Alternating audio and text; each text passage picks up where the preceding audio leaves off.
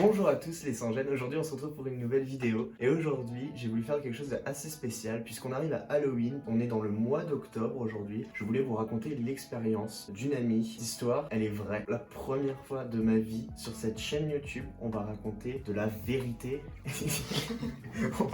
Ça va être génial. Je vais la faire à la mode Squeezie parce que j'adore son contenu, ce type de vidéo. Je pensais que partager cette histoire ça pourrait être vraiment cool. Le personnage dont on va parler aujourd'hui, qui est une personne réelle, s'appelle Lisa. J'ai changé le nom, des questions d'éthique, de morale, mais je raconte ce que je veux. Hein. C'est ma chaîne YouTube, c'est pas la tienne. À l'époque où se passe l'histoire, elle a 5-6 ans. Lisa, elle habite dans une petite maison de campagne et elle est souvent fréquente à des crises de somnambulisme, des insomnies, à une paralysie du sommeil, quelque chose d'assez vénère. En gros, tu te réveilles mais ton corps ne peut pas bouger et tu peux voir genre des délires, t'hallucines et tout, enfin c'est vraiment vénère. La chambre de Lisa, dans cette petite maison de campagne, était à côté de celle de ses parents et son lit se trouvait au fond de la chambre. Donc en gros, quand tu rentres dans la chambre, tu vois le lit de Lisa qui est au fond de la chambre. Bah voilà, genre, je peux pas être plus clair que ça. Il faut savoir que Lisa voulait tout le temps dormir avec ses parents parce qu'elle avait extrêmement peur, mais ses parents la forçaient quand même à dormir toute seule parce qu'elle commençait à grandir. Lisa est victime d'une grosse crise d'insomnie, elle ne peut pas dormir, elle a des sueurs froides. Ce qu'il faut savoir, c'est qu'à côté de la porte d'entrée de sa chambre, dans le mur, c'est une grande armoire avec une grande porte coulissante. Comme elle est prise d'insomnie, Lisa le remet assise sur son lit. Il faisait sombre et dans l'armoire, elle aperçoit une silhouette animale.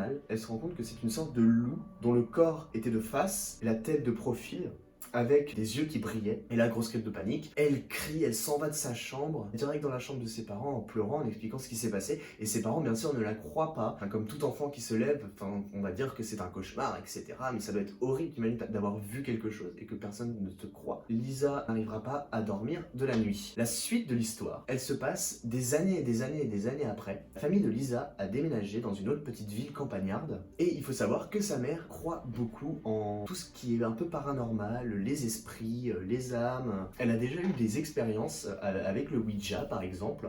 Sa mère ressentait un mauvais esprit dans une nouvelle maison campagnarde. Elle, Lisa aussi, sentait ce mauvais esprit. Elle était un peu marquée par une sorte de courant d'air frais dans les escaliers. La mère décide de recourir à un médium pour essayer de chasser l'esprit. Enfin, tu vois ce que je veux dire. Le médium arrive, parle avec la mère.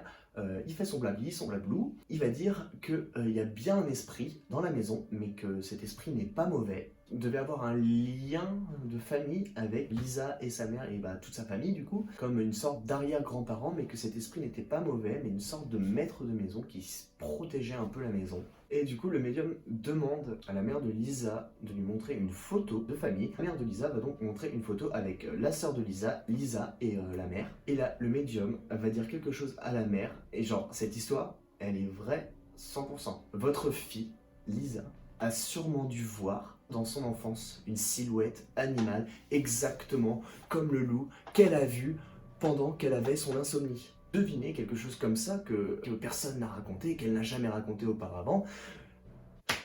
Et ben moi, je trouve ça ouf. Le médium a dit que heureusement qu'elle avait quitté la chambre parce que si elle était restée un peu plus longtemps, elle aurait perdu un de ses sens. Je voulais faire un effet dramatique, mais le bruit de la chaise a tout cassé. Un de ses sens. En gros, le médium il a dit que si t'avais vu une silhouette animale, c'est que tu pouvais voir et ressentir les esprits. Libre à vous de croire à ces mauvais esprits, à ces bons esprits. J'espère qu'en tout cas cette vidéo vous a plu parce que c'était la première que je faisais dans le genre et il y en aura beaucoup d'autres. Je sais pas encore si je vais faire comme Squeezie, le remercie lui parce que c'est lui qui m'a donné envie de raconter des histoires comme ça. J'espère que à toi, membre des sans-gênes, ou à toi qui n'es pas membre des sans-gênes, ça t'a plu. Abonne-toi. N'écoute pas les adultes, la vie est belle.